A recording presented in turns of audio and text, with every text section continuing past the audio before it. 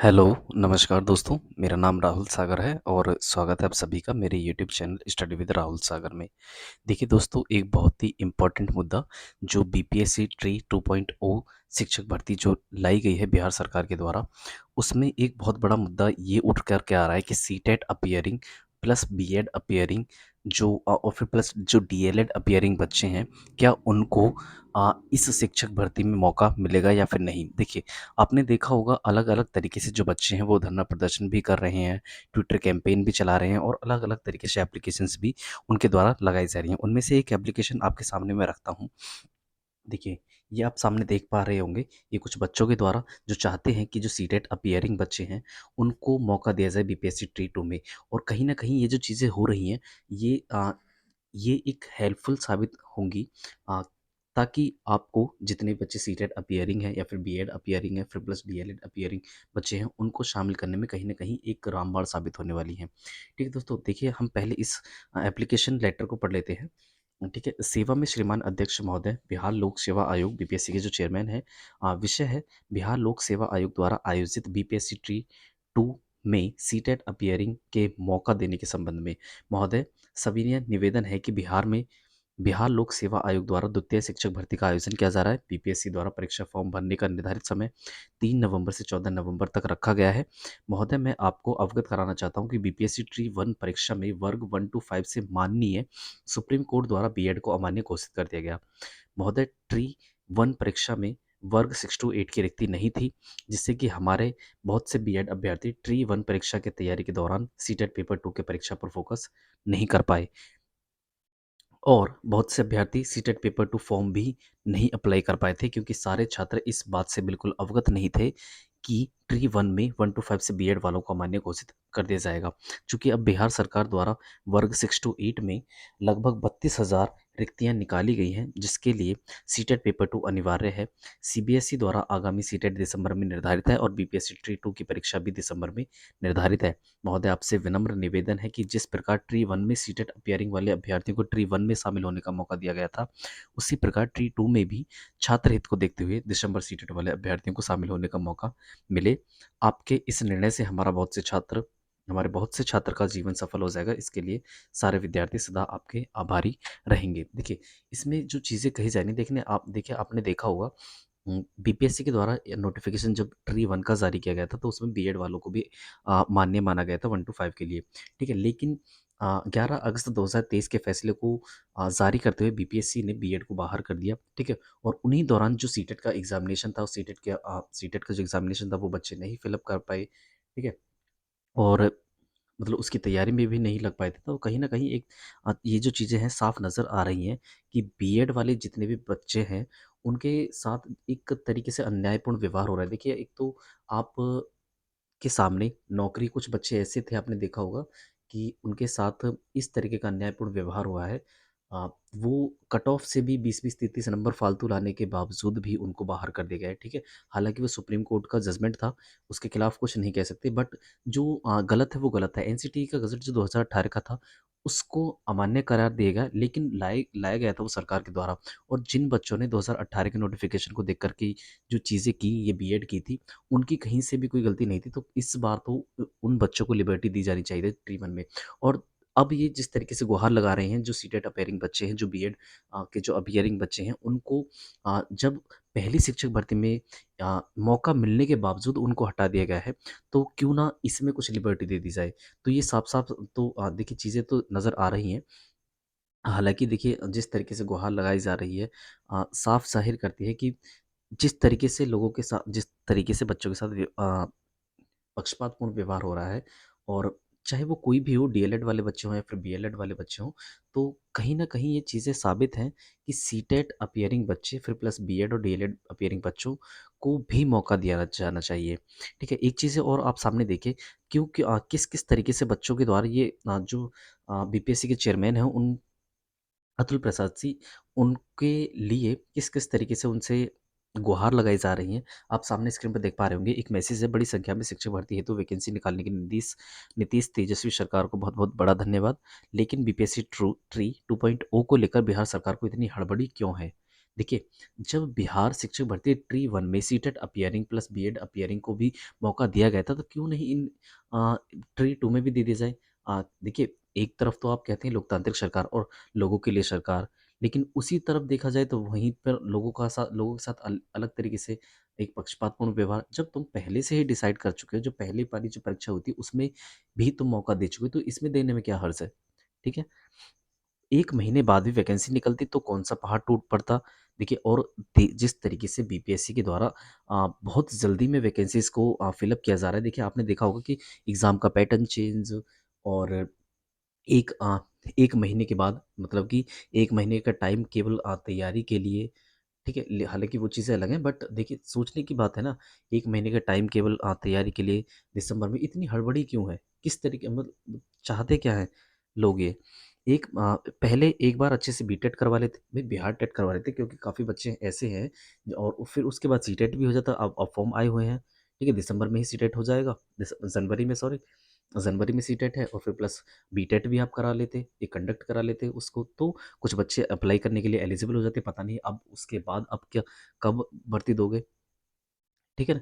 तो इन चीज़ों पर भी सरकार को गौर करनी चाहिए थी। देखिए, आगे चल कर के देखते हैं क्या होता है, बट अलग-अलग तरीके पर, अलग-अलग लेवल पर इसके लिए प्रयास किए जा रहे हैं। ठीक है? देखिए, सामने देख सकते हैं आप, पहले बार एक अच्छे से बीटेट करवा लेते ताकि ज़्यादा से ज़्यादा बिहारी स्टूडेंट्स को मौका मिल पाता। और देखिए, एक चीज़ और देखने के लिए मिल रही है। अ, बिहार के जो बच्चे हैं उनको, अ, देखिए, आपने देखा होगा कि जो बिहार के बच्चे होते हैं, ज़्यादातर वो पलायन कर जाते हैं दूसरी जगहों पर नौकरी पाने के लिए, ठीक है? और उनकी सरकार के द्वारा, बिहार सरकार के द्वारा, हालाँकि जो अ, कॉन्स्टिट्यूशनल अ, जो कॉन्स्टिट्यूशनल जो भी प्रावधान है, जो भी प्रोविज़न्स हैं, उनको फ़ॉलो करते हुए चीज़ें करोगे तो ठीक है। लेकिन अदरवाइज़ तुम उनको मतलब अलग तरीके से व्यवहार करते हो। अ, कहने का मतलब यहाँ पर ये है कि देखिए, जो 10% या 20% जितना भी रिज़र्वेशन है अदर स्टेट के उनके बच्चों के लिए, तो उन उसको ज़ाहिर कीजिए, और जो बाकी का है उसको क्यों कर रहे हो? भई, बिहार सरकार के द्वारा जो भी वैकेंसीज़ ला रही हैं, एक तरफ तो बिहार सरकार के जो बच्चे हैं वो अलग-अलग तरीके से अलग-अलग पलायन कर जाते हैं अलग-अलग स्टेट्स में, ठीक है ना? तो एक भुखमरी वाली चीज़ें देखने के लिए मिलती हैं। एक तो रोज़गार है नहीं, और रोज़गार है तो आप दूसरे लोगों को बाँट रहे हैं। तो इस पर भी बिहार सरकार को गौर करनी चाहिए। और वहीं पर आप देखें तो एस्टेट 2023 बहुत कम हड़बड़ी में आयोजित की हुई, जिसके कारण हज़ारों अभ्यर्थी फॉर्म भरने से वंचित रह गए। और सब्जेक्ट कॉम्बिनेशन की बात करें तो सब्जेक्ट कॉम्बिनेशन पर भी काफ़ी सारे बच्चों का सवाल है, और उसमें भी काफ़ी सारी दिक्कत देखने के लिए मिलेंगी। ठीक है? तो उन बच्चों को जिनका सब्जेक्ट कॉम्बिनेशन मैच नहीं है, तो उनको भी थोड़ी बहुत राहत दे दी जाए। भई, तुम जब समाज के लिए कुछ कर रहे हो, जो जनता के लिए कुछ कर रहे हो, और जनता ही उसमें खुश नहीं है, जिनके लिए आप कुछ कर रहे हैं, तो ये किस किस तरीके की खुशी है? तो इन चीज़ों पर मेरी आप सभी से, मेरी बिहार सरकार से ये रिक्वेस्ट है, प्लीज़ इन सभी चीज़ों पर गौर कीजिए।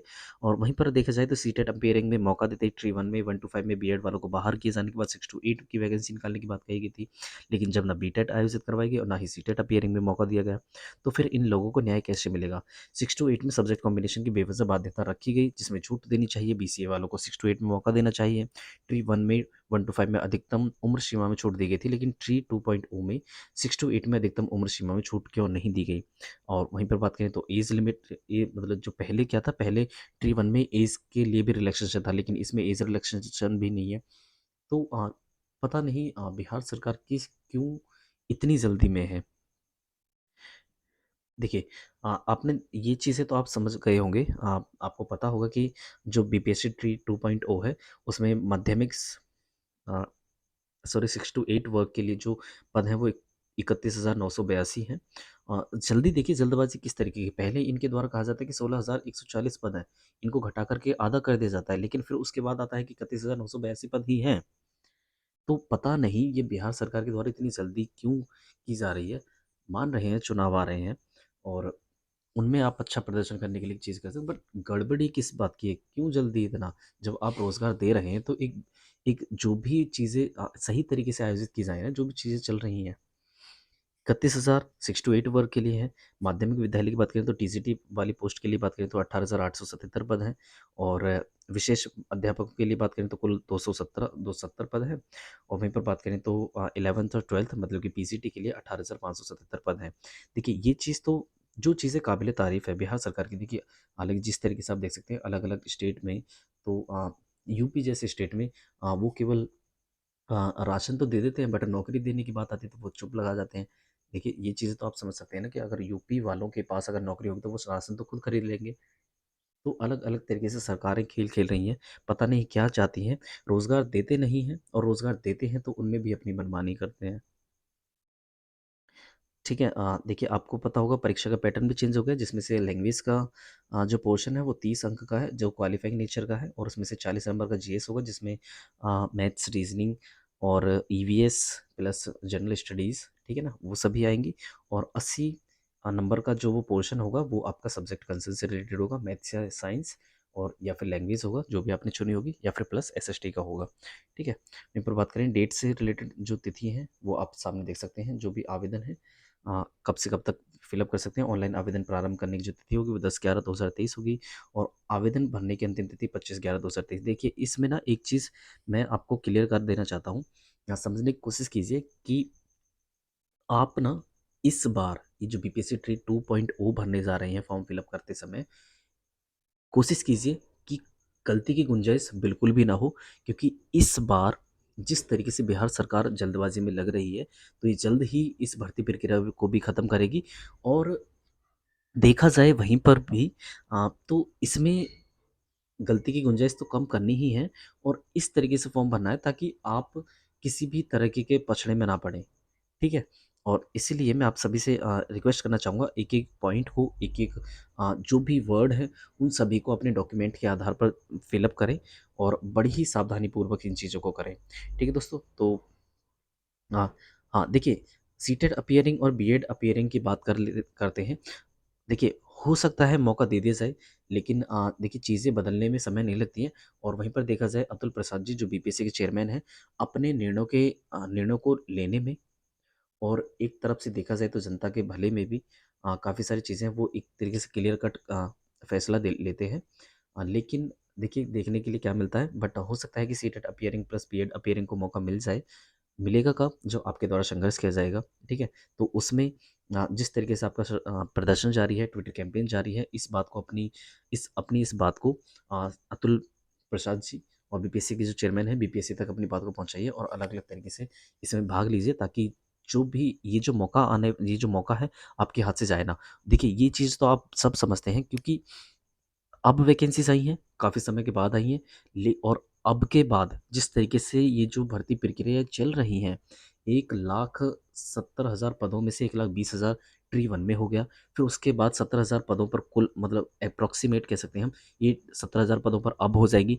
उसके बाद जो भर्ती प्रक्रिया देखने के लिए मिलेगी, वो अगले चुनावों में ही देखने के लिए मिलेगी, और हो सकता है बीच में आ जाए, बट ऐसे गुंजाइश नहीं है, क्योंकि चीज़ें चेंज होंगी, और बहुत कम चांसेस हैं। मतलब कहने का मतलब ये है कि बहुत समय लगेगा। तो इसलिए आपके प्रदर्शन, आपके ट्विटर कैंपेन के द्वारा ही चीज़ें जो हैं वो बीपीएससी के कानों तक पहुँच सकती है, और इसमें कहीं न कहीं ये कोशिश कीजिए कि अ, इसी भर्ती में आपको शामिल कर लिया जाए, और अपनी सक्सेस को अ, एक तरीके से सुनिश्चित कर लीजिए। ठीक है दोस्तों, तो यही थी हमारी आज की वीडियो। आई होप आपको वीडियो पसंद आई होगी। अगर वीडियो पसंद आई तो प्लीज़ वीडियो को लाइक, शेयर और हमारे चैनल को भी सब्सक्राइब कर लीजिए, ताकि जो हमारी आने वाली वीडियो के ऑथेंटिक अपडेट्स हैं उनको आप आसानी से देख सकें। तो चलिए दोस्तों, थैंक्स फॉर वॉचिंग।